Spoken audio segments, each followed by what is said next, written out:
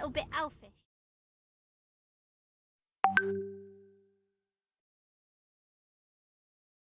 He's waiting for me at home. I'll go home soon.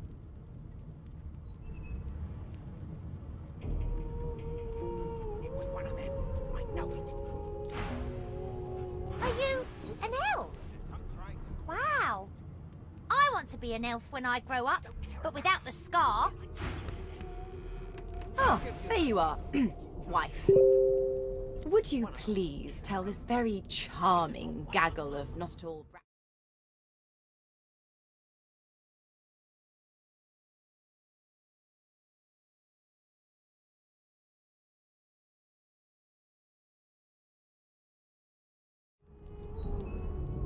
What are you trying to hear anyway? I'll tell you if you can keep it quiet long enough for me to listen.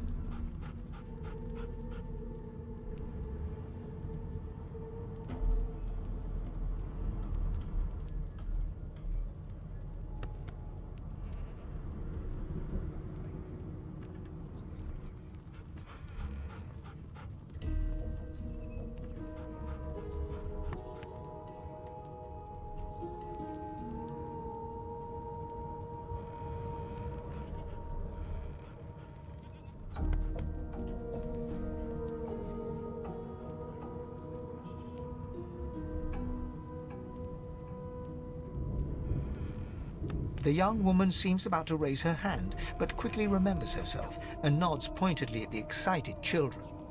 Who indeed? Why, my name is, Madame Josephine Gripples. The children break out into giggles. I say, it is. Her pinched face cracks into a great grin, and she shoos the children away from her with a laugh. Yeah, okay, you found me out. Go on and git, and maybe I'll sing you something when I'm good and ready. She turns to you, dark-eyed and dirty-haired, and smiles flatly. Gotta keep ourselves entertained, haven't we? What are you trying to hear anyway? I'll tell you if you can keep it quiet long enough for me to listen. You presume right.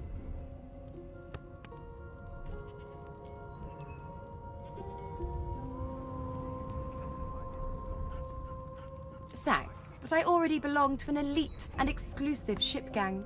We play ball every day after lunch. You're too soft for it. You take care, though. Nope, trying not to find anything out either. Ignorance is bliss. The utterer, the better. Suddenly, her eyes cloud to an unnatural black. Greyish veins run down her face, and her mouth tightens into a cruel sneer. As quickly as they came, the clouds clear. She smiles as though no change came over her. Good luck, Chief. Really don't know the first thing about swords.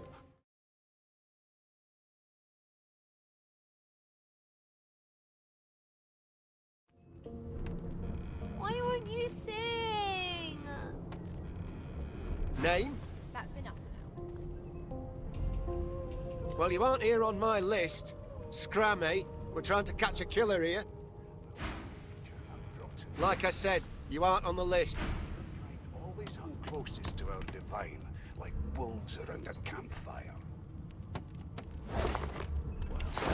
You got this wolf on a leash now. The elf is reading a volume of Cranley Hubert's famous encyclopedia.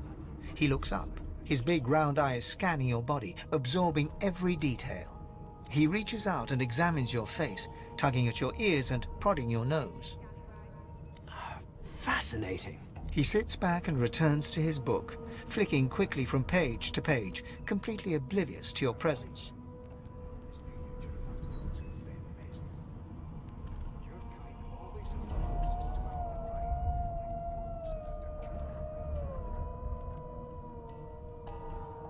I am not as brittle as all that, young lady. My fingers will hardly... Oh dear. I seem to have crossed some cultural taboo. You have my apologies, fellow elf. Perhaps I should demand the same from those red-cloaked humans. They laid their hands on me more than once. I can make, Your Majesty.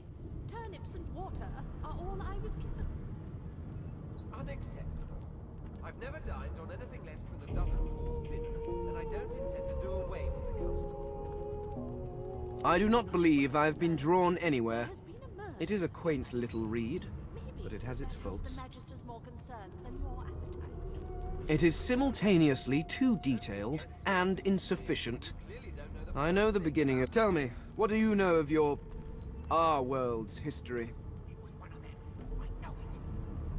Would you put a knuckle in it? I'm trying to concentrate. They don't care about us. We're the cattle to them. I'll give you that knuckle if you keep carrying on. One of us will kill our own. They're picking us off one by one. Can we just skip to the part where I reassure you and you shut up? Most unusual. And if it's not too rude to suggest, not much of an answer. No, I want to know about the Celestial. I want to know about your gods. I'll tell you. This text tells me that they created all creatures, but nothing of what came before. Where did these gods come from? Who are their people? Where are the others of their kind?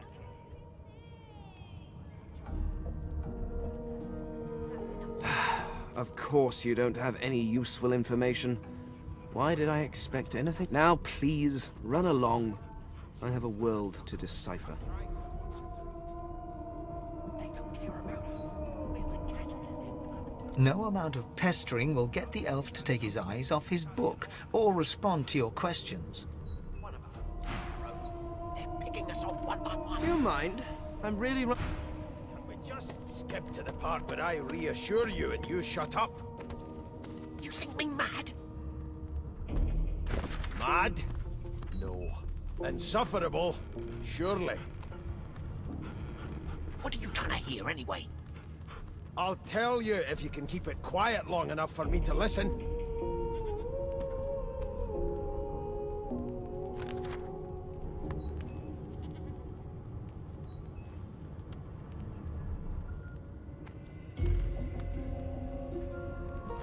Never thought you'd end up a prison guard, Vic. That right. I always knew you'd turn out rotten, Ben Mezd.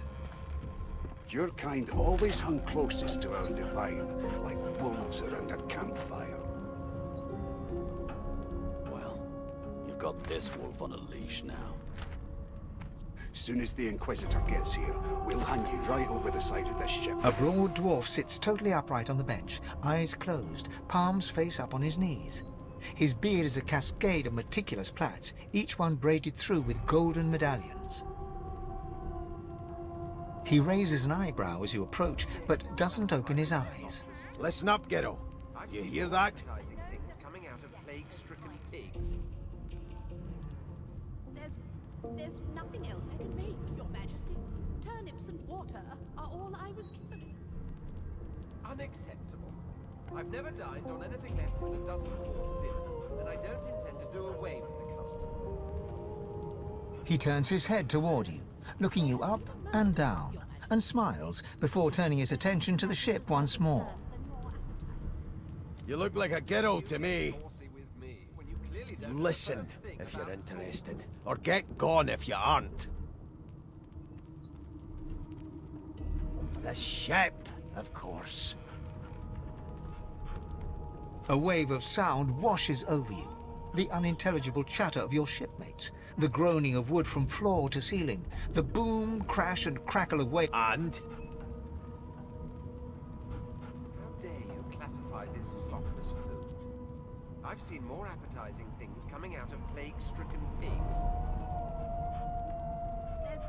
There's nothing else I can make, Your Majesty.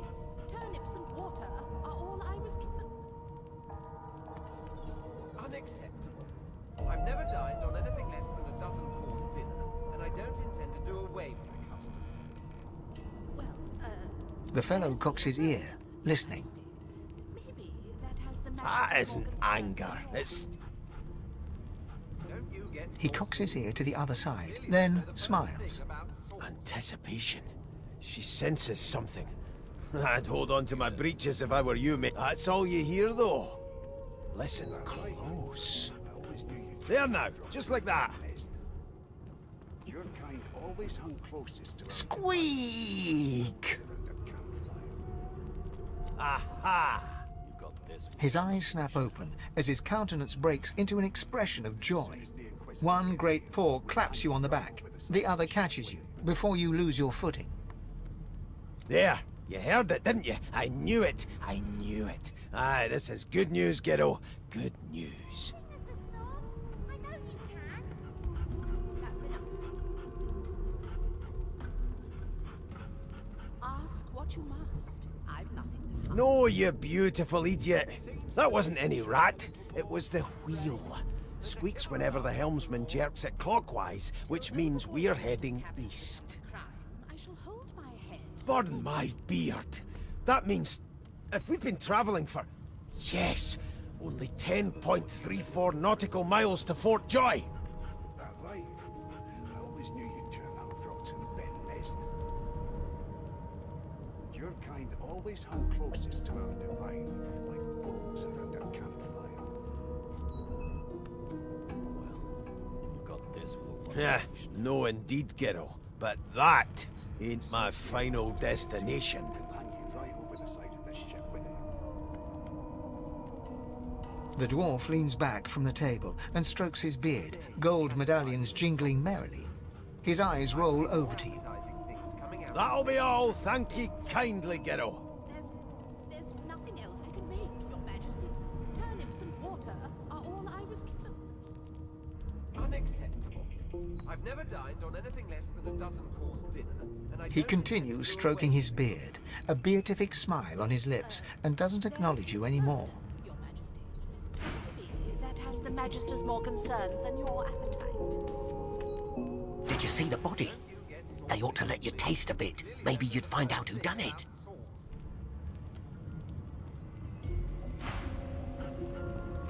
It was one of them. I know it. Would you put a knuckle in it? They're I'm trying- everywhere now. The Magisters. In my hometown, you can't throw a shoe without hitting one. They're everywhere now. The Magister.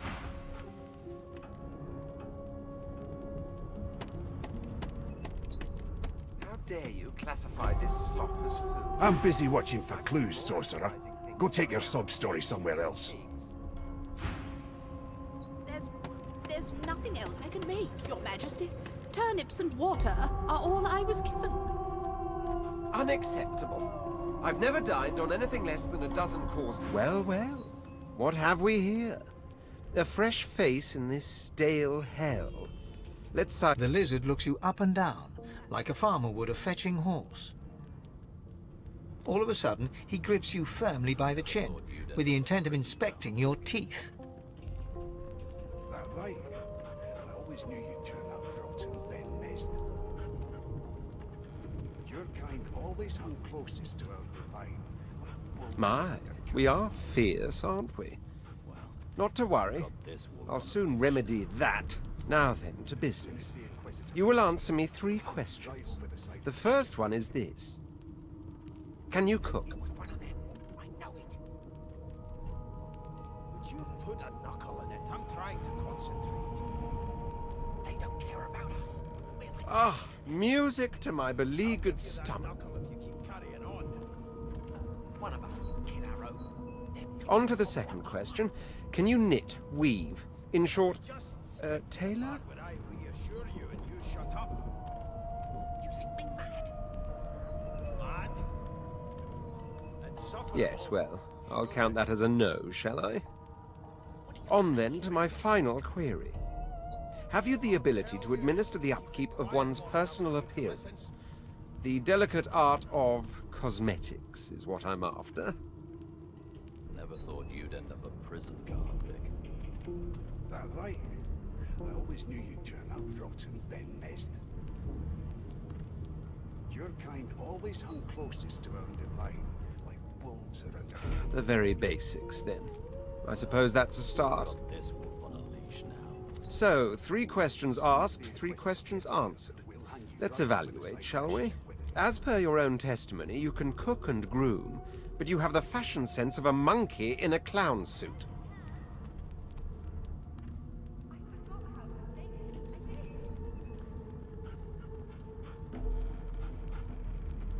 It was one of them. I know it.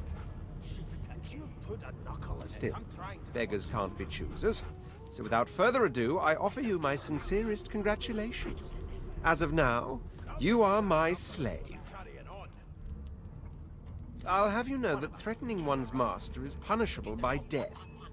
Rein in your impertinence, will you? I'm a fair man, but I won't spare the rod. Anyway, you may leave me for a moment. We'll go over your duties once we reach Fort Joy. Now shoo! What are you trying to hear anyway? I spent my life singing for my slaves to bring me my supper. Finer fare than boiled roots and rotten tubers, too. Meanwhile, the Magisters feast on honeyed meat behind this very wall. The indignity. Your kind always hung closest to our divine, like wolves around a campfire. Well, Junk. you've got this wolf on a leash now. Soon as the Inquisitor gets here, we'll hang you right over the side of this ship with it.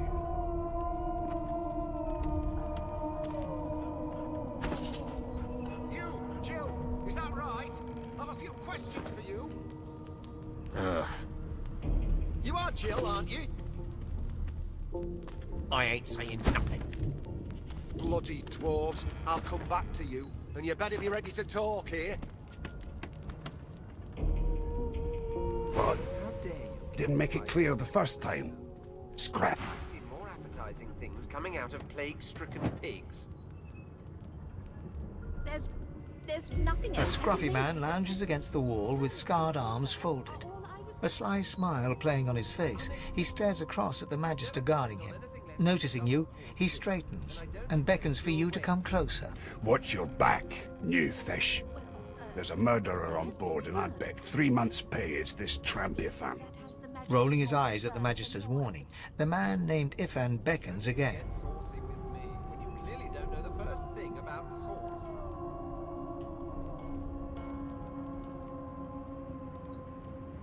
He leans in and adjusts your collar with a sharp tug, balancing its weight so it no longer presses unpleasantly on your neck. Pinches less that way, right? Hocking a phlegmy gobbet in your general direction, the sullen Magister settles back to his task of glowering at Ifan. And now, you. We used to know each other, more's the pity. I was his commander many, many, many moons ago. Isn't that right, Vic? Standing far back from Ifan, the tight-faced Magister draws one finger across his throat in an elaborate fashion, but says Ifan grins, flashing pointed white teeth. Same as he was at 14 years old.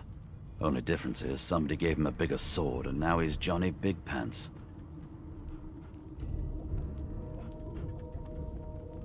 How dare you classify this slop as food? I've seen Long more story. appetizing things Maybe I'll coming tell out you of about it in the plague-stricken Joy. pigs. Away from interested parties.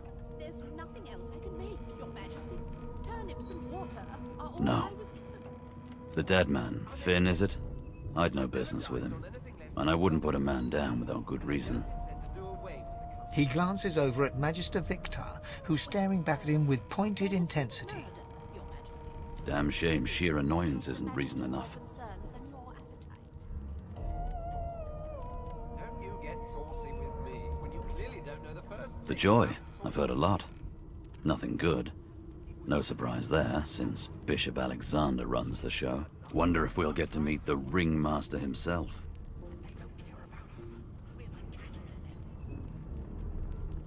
I'll give you that knuckle if you keep carrying on.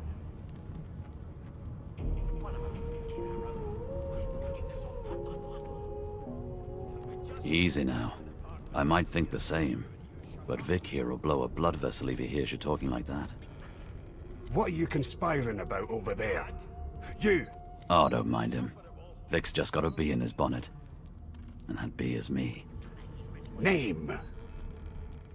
I'll tell you if you can keep it quiet long enough for me to listen.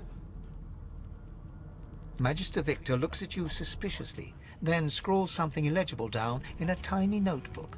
He scowls at you as he stows the notebook back in his voluminous robes. Away with you, at once. Ifan performs an elaborate pantomime of keeping quiet, one finger in front of his lips as he leans back against the wall.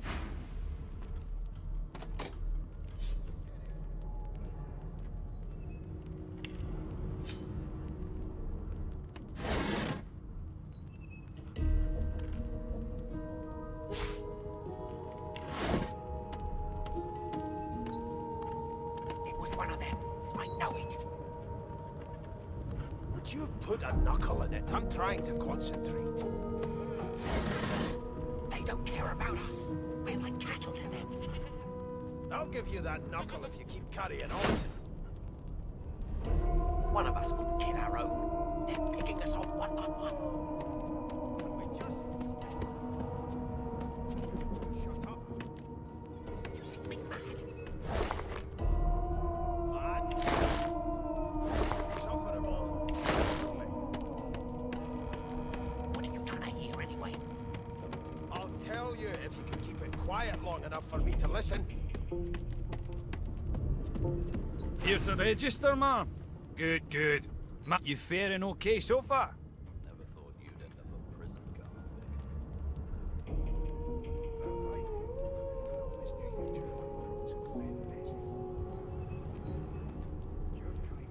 He tugs the collar of his uniform and chuckles. Sorry you're upset, ma'am, but we all wear what we wear for a reason. You head on in now. Williams will get you sorted fast. Right over the side of the ship With those bolts trained on her. And if she tries to run, shoot clean with those bolts trained on her. Standing at the center of the room, you spot a sorcerer haughtily eyeing a pair of nervous-looking magisters. They keep their crossbow trained upon her as she's being interrogated by an officer. So you admit it then? You murdered that poor fella? Yes, I did. But of course, that was only the beginning. She turns her head and looks you straight in the eye. There are others whose lives must end. Good God! The woman's mad! You there, sorcerer! Go and fetch Magister Siwan! We need to do more than collar this maniac. We need to shackle her, hands and feet.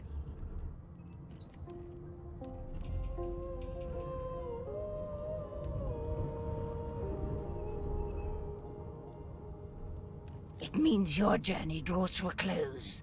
Do stick around for its finale, though, because... She reaches for her collar and simply removes it. I'm just about to create a scene.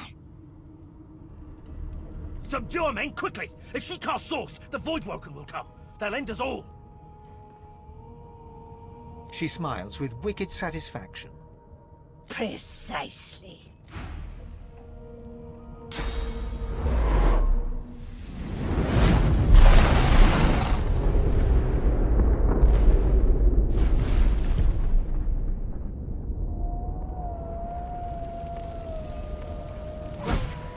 What's happened?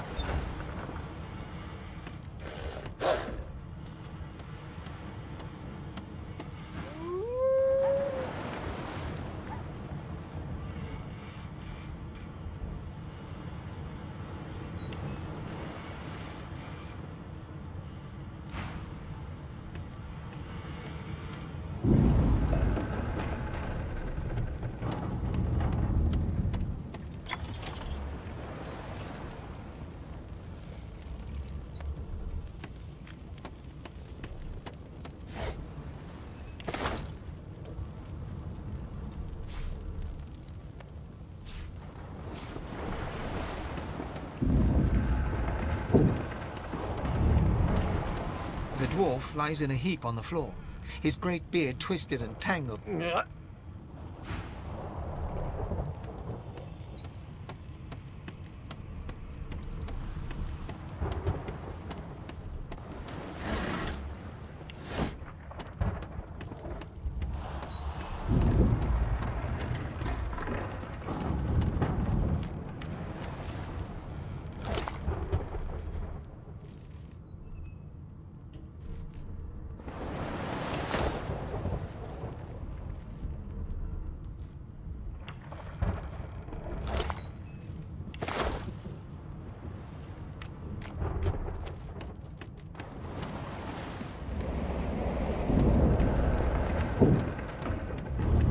The hatch is blocked. The hatch is blocked. I'll need to find another way.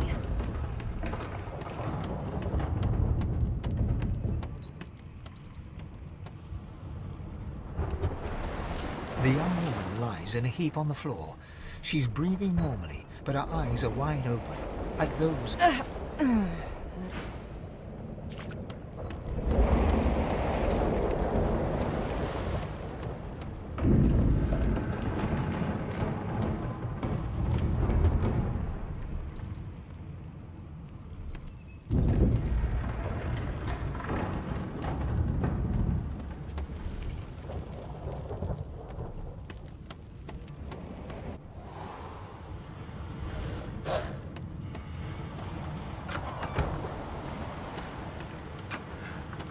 God damn it!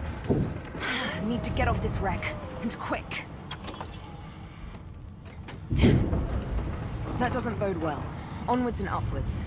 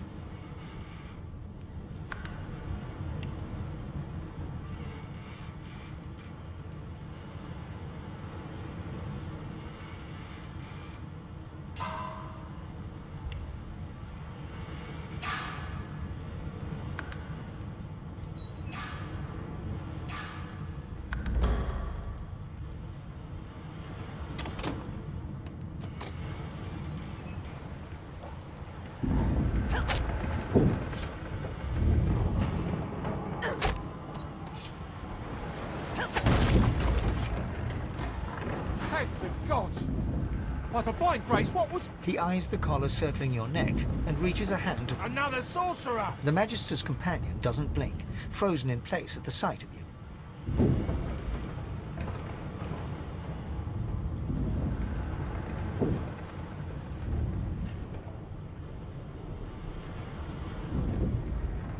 Even if I knew how to rip that thing off, I wouldn't. Some crazy banshee comes... He whispers loudly to the other Magister. Don't just cower there, Rix. Take out your blood. Rix grabs his sword, which shakes in the rhythm of his trembling hand.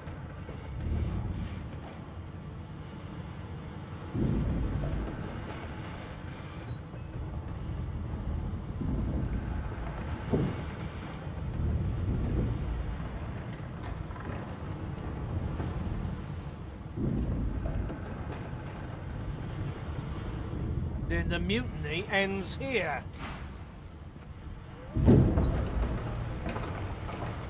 Thank the gods!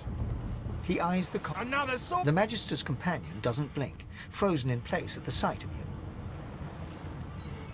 Like you don't know? Mutiny! He whispers loudly to the other Magister. Don't just cower there! Rix grabs his sword, which shakes in the rhythm of his trembling hand. The Magisters look to each other, then back to you, and unsheath... Your lies end here.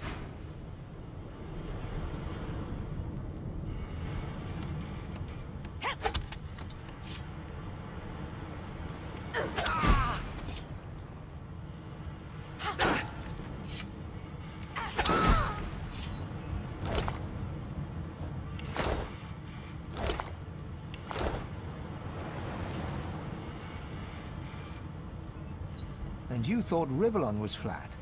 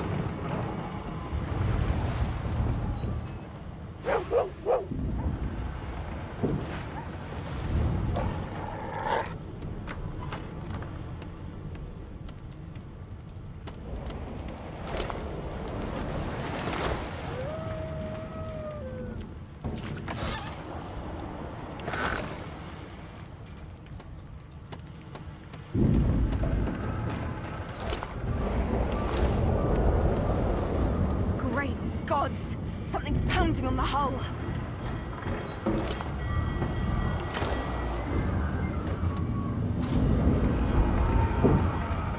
The marking on the door was painted recently, judging from its pungent scent. You recognize the symbol immediately for what it is. A warning of death fog within.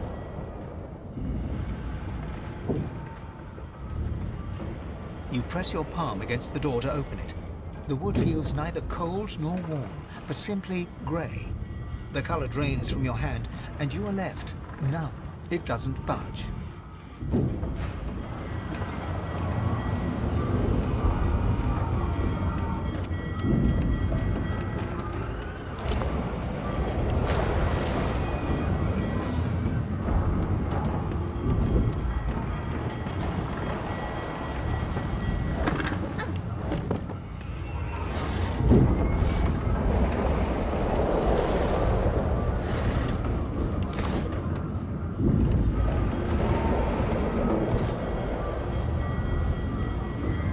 By the gods, I need to get off this ship.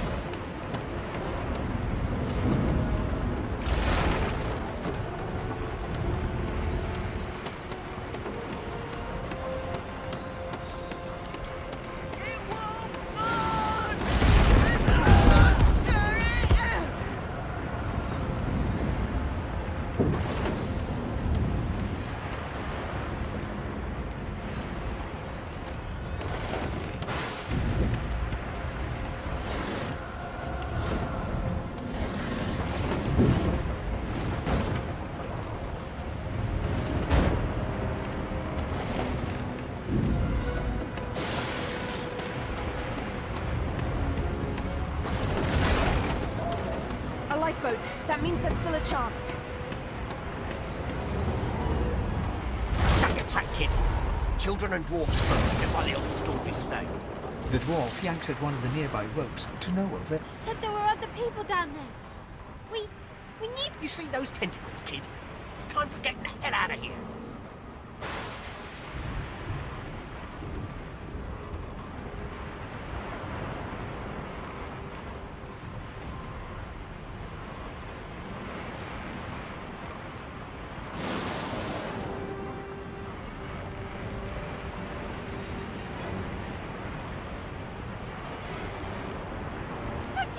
Thank you!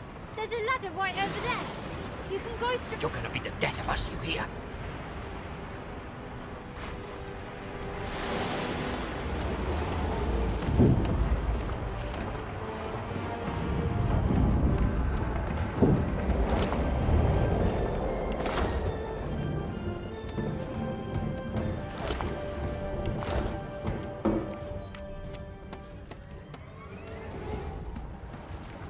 The Magister lies on the floor.